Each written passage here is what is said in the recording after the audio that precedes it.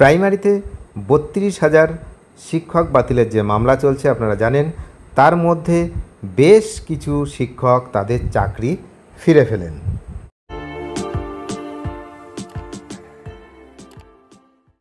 Primary 32,000 শিক্ষকের চাকরি বাতিল মামলায় বড়সড় পরিবর্তন এবং বড়সড় মোড় নিয়েছে এই মুহূর্তে।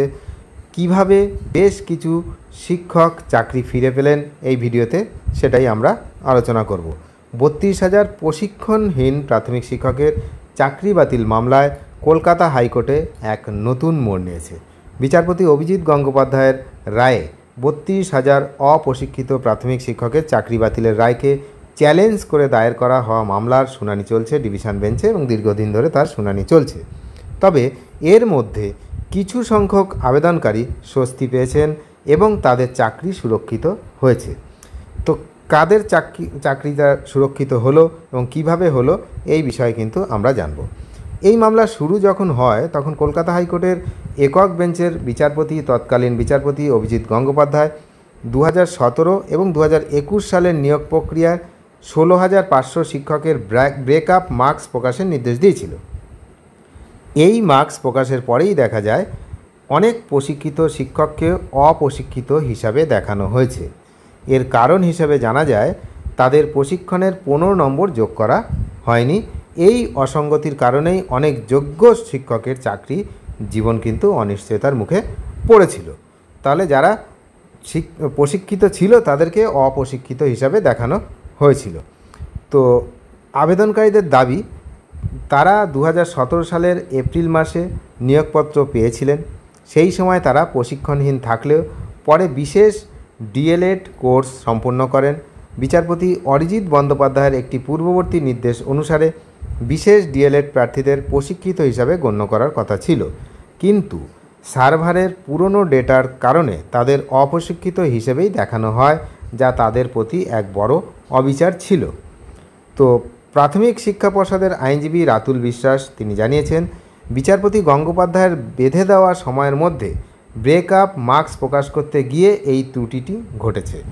নির্দিষ্ট পরিকাঠামো এবং প্রযুক্তিগত সুবিধার অভাবে তারা সঠিক সময়ে ডেটা সংশোধন করতে পারেনি, তাই পুরনো তালিকাটি আপলোড করা হয়।